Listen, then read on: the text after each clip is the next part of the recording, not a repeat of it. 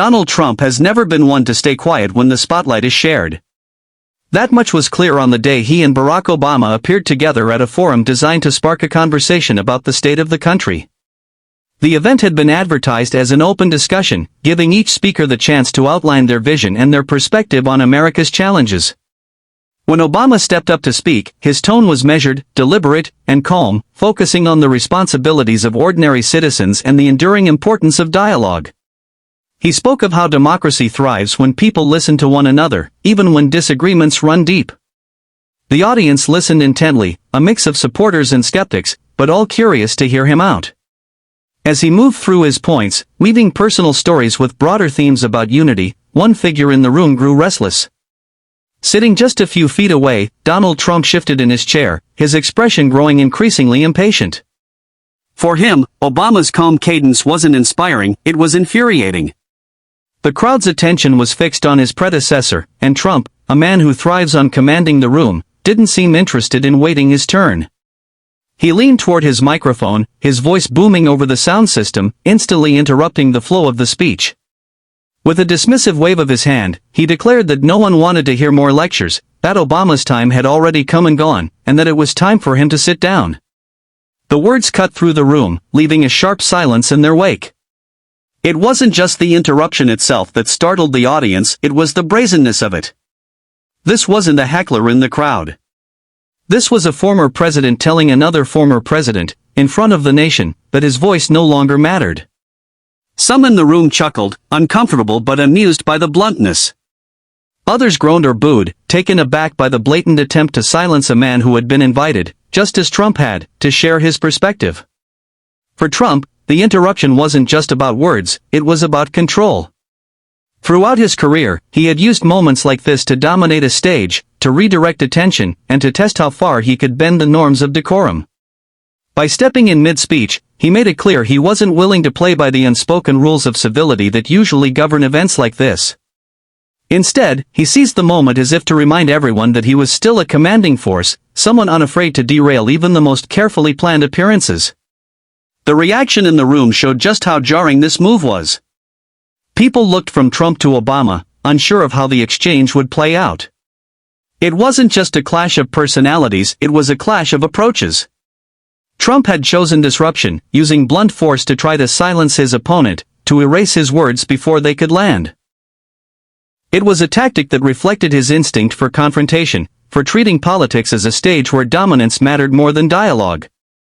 Those who had come to hear a thoughtful discussion suddenly found themselves witnessing a very different kind of moment. The air was charged with tension, and every eye in the room focused on Obama, waiting to see how he would respond.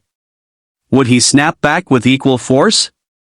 Would he ignore the jab and continue on as though it hadn't happened? The pause after Trump's interruption stretched on just long enough to heighten the anticipation. What made the moment shocking wasn't just that Trump had interrupted, it was that he had tried to erase the presence of another leader entirely, telling him, and by extension his supporters, that their voice no longer had a place in the conversation. For Trump, the attempt to silence Obama was a move straight out of his playbook: dominate, interrupt, and command the stage. For the audience, though, it became something larger, a moment that revealed the sharp contrast between the two men's styles and hinted that the exchange was about to turn into something unforgettable. When the interruption came, all eyes turned to Barack Obama. For a brief second, the room seemed to freeze, the sound of Trump's dismissive remarks still hanging in the air. Many expected Obama to fire back immediately, perhaps with a sharp retort or even visible frustration. After all, being told to sit down in the middle of a national forum wasn't just disrespectful, it was designed to undercut him in front of millions. But instead of reacting on impulse, Obama did something that set the tone for the entire exchange. He stopped speaking, looked directly at Trump, and then looked back out at the audience. His silence stretched just long enough to make everyone lean forward in their seats, waiting to see what would come next. It wasn't the silence of someone who had been silenced. It was the silence of composure, of someone choosing his words carefully. He had been in high-stakes moments before, debates, crises, and even moments of open hostility, and he had learned the value of patience. While Trump's style had always been about force and volume, Obama's power often came from his ability to stay calm when others tried to provoke him. That contrast became evident in the seconds following the interruption. When he finally spoke, his tone was steady, unhurried, and deliberate. He didn't raise his voice or match Trump's brashness. Instead, he addressed the moment as though it were simply another part of the conversation, not an attack meant to throw him off course. "Well," he began, with a slight smile that disarmed the tension, "that's the beauty of America, isn't it?" His words carried a weight that wasn't defensive, but thoughtful, immediately shifting the mood. Rather than let the interruption drag the discussion down into a shouting match, he reframed it as an example of why democracy matters. Trump, sitting nearby, leaned back, his expression caught between irritation and impatience. He was used to exchanges where his opponents got flustered, where they reacted emotionally and played into his hands. But Obama's composure didn't give him that satisfaction. It didn't create the spectacle Trump had been aiming for. Instead, Obama turned the disruption into an opportunity, using it as a stepping stone to make a larger point about leadership and the democratic process. The audience, which had been restless only moments before, responded with a wave of applause that grew louder as Obama continued. What struck people wasn't just the content of his words but the way he carried himself. He didn't act like someone who had been insulted or sidelined. He acted like someone in control of the room, guiding the conversation back to principle instead of personality. His calm delivery underscored the very point he was making, that true strength doesn't come from silencing others, but from listening and engaging, even when disagreements are sharp. In that moment, the contrast between the two men could not have been clearer. Trump had chosen interruption, bluntness, and confrontation as his tools. Obama had chosen composure, patience, and principle. To many in the audience, and to countless viewers watching at home, it was a reminder of the different ways leaders can wield power. One relies on force and disruption, the other relies on steadiness and persuasion. Obama's reply didn't erase Trump's interruption, but it absorbed it and transformed it into something larger. By staying calm, he prevented the moment from spiraling into chaos. More than that, he demonstrated that leadership isn't about dominating the conversation, but about elevating it. His composure allowed him to set the terms of the exchange, and in doing so, he left Trump in the unusual position of being the one overshadowed by a quieter, steadier hand. What made the moment resonate wasn't simply that Obama had answered, it was how he had answered.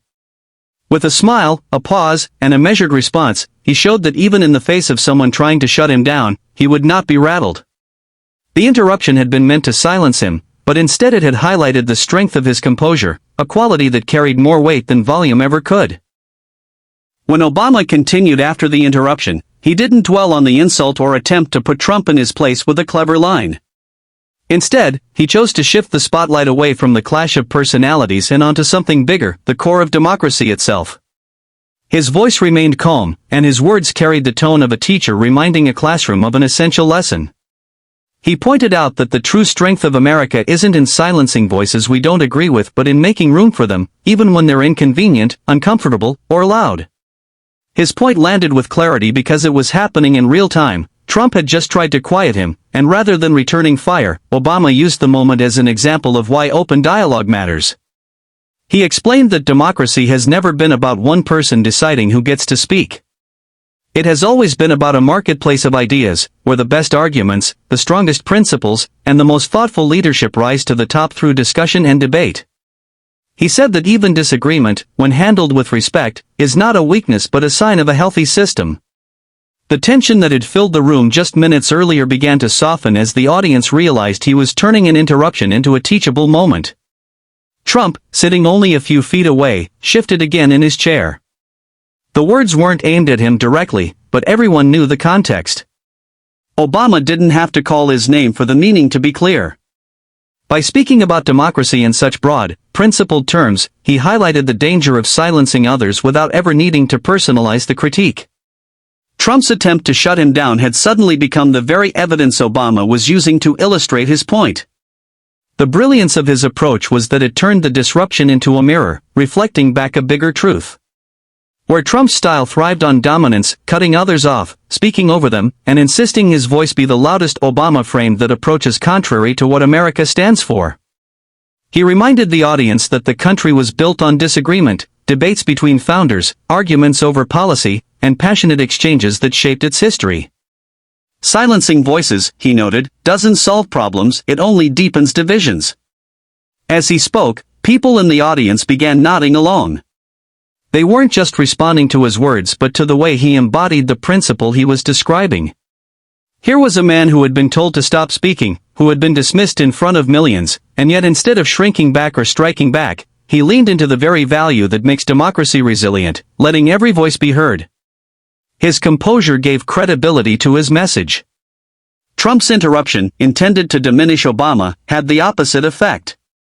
It had created the perfect setup for Obama to demonstrate, through both words and demeanor, why silencing others is not leadership.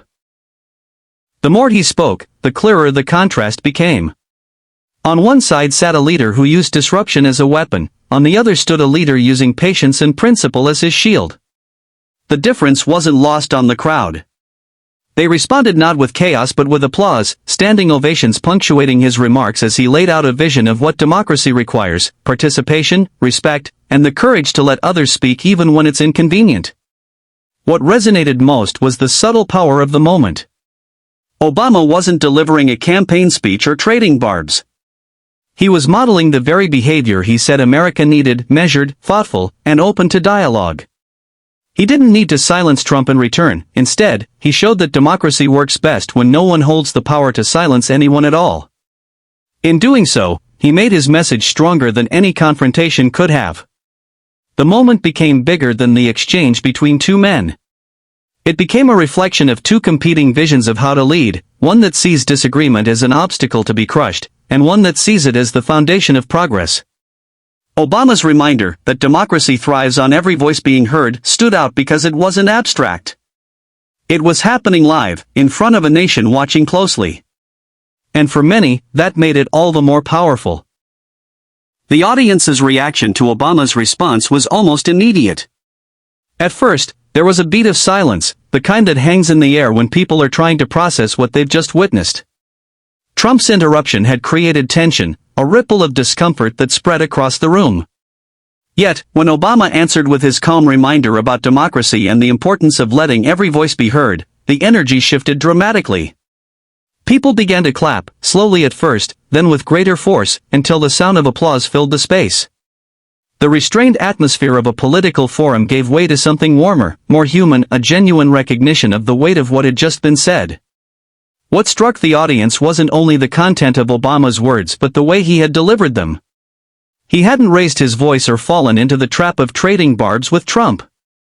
Instead, he had shown restraint and composure, and that restraint resonated. Many in the crowd seemed to recognize that they were witnessing a rare kind of exchange, one that revealed the stark differences between two former presidents not through insults, but through their approaches to leadership. Obama's reply wasn't about proving Trump wrong in that moment, it was about reminding the country of the values it often risks forgetting. Viewers at home experienced something similar. Social media lit up almost instantly as clips of the moment began circulating. Some people praised Obama for taking the high road, for refusing to be dragged into a shouting match. Others pointed out the irony of Trump trying to silence him, only for that very attempt to give Obama the perfect opening to speak about democracy's strength. Even those who didn't always agree with Obama's politics admitted that his response carried a dignity that was hard to ignore. The contrast between Trump's blunt dismissal and Obama's steady reply was striking, and it sparked discussions across political lines about what leadership should look like in times of division.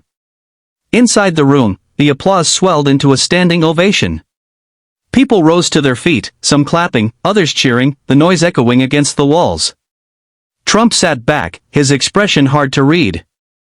For a man who often thrives on commanding attention, it must have been jarring to watch the room shift so decisively in someone else's favor. The moment he had created, intended as a dismissal, had instead turned into a platform for Obama to shine.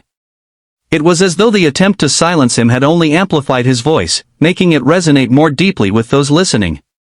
Obama didn't bask in the applause.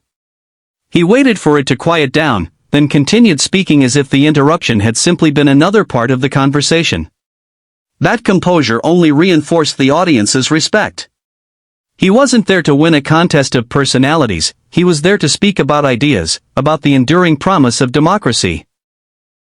And by returning to his original points without showing irritation or gloating, he reminded everyone that leadership is not about scoring points, it's about keeping focus on the bigger picture. The more people reflected on the exchange, the more significant it seemed. For some, it underscored the importance of temperament in leadership. Trump's style, confrontational and disruptive, had created a flash of drama. Obama's style, calm and principle-driven, had transformed that flash into something lasting. For others, the moment became a symbol of resilience, the idea that when one person tries to silence another, what truly matters is how the silenced respond. Obama's response had not only reclaimed his voice but also elevated the conversation in a way that left the room and the nation thinking. Across the country, commentators debated the meaning of the exchange. Supporters of Trump admired his bluntness and willingness to challenge someone he disagreed with. But even among them, there was recognition that Obama's reply had landed powerfully. His words had carried a kind of authority that didn't need to be loud to be heard. For many Americans, it was a reminder of the tone they longed for in public discourse, not one of endless shouting, but one of steady, principled conviction. By the time the forum concluded, the moment had already taken on a life of its own. It wasn't remembered simply as an interruption or a clash. It was remembered as a demonstration of how words, spoken with calm conviction, can disarm even the sharpest attempt to silence. And as the crowd left, still buzzing from what they had witnessed, the image that lingered wasn't Trump's interruption, it was Obama standing firm, turning an attempt to quiet him into one of the most memorable points of the evening. As the event drew to a close, the image that lingered in people's minds wasn't the interruption, but the response. The moment became less about one man trying to dominate the stage and more about how another chose to handle it. In that exchange, Americans were reminded of something deeper: the way leaders carry themselves often speaks louder than the words they use. Trump's attempt to silence Obama had been sharp, blunt, and calculated. It was the kind of move that played to his strengths, commanding attention, breaking the rhythm, and forcing the spotlight to shift. For a brief moment, it seemed he had succeeded. The room went silent, the air heavy with tension, and all eyes turned toward Obama, waiting to see if he would stumble. But instead of faltering, he turned the interruption into a lesson. Obama's calm reply did more than answer a dismissive remark. It reframed the moment entirely. His words reminded the audience, and the millions watching at home, that democracy doesn't belong to one voice or one style of leadership. It belongs to everyone, even those who shout the loudest and even those who try to silence others. By keeping his composure and speaking with principle, he demonstrated what it means to lead without needing to overpower. The public's reaction made the impact of that choice clear.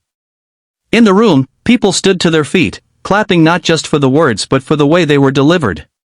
Online, the clips spread quickly, sparking conversations across political divides. For some, the exchange highlighted the contrast between confrontation and composure. For others, it was a reminder that the health of American democracy depends on more than policies or parties, it depends on the ability of leaders to model respect, patience, and conviction. Trump's presence in the moment cannot be ignored. His attempt to silence Obama became the very backdrop against which Obama's message shone brighter. Without the interruption, the speech may have been thoughtful but routine. With it, the message became powerful, because it was tested in real time. What could have been just another clash between two former presidents turned into something symbolic, a moment that captured the nation's attention not for the insult, but for the reply. In the end, the exchange was less about victory or defeat and more about perspective. Some saw Trump's bluntness as strength, a refusal to play by the old rules. Others saw Obama's composure as true strength, the ability to rise above provocation. But regardless of interpretation, the event reminded America that leadership is always on display, especially in unscripted moments. How a leader responds when challenged can inspire confidence, deepen division, or, in rare cases, do both at once. That night, America witnessed two competing visions of power, one rooted in disruption and dominance, the other in restraint and principle. And while opinions varied, the lasting impression for many was clear. Words spoken with calm conviction can outshine even the loudest attempt to silence them. It was a reminder that in the constant noise of politics, sometimes the quietest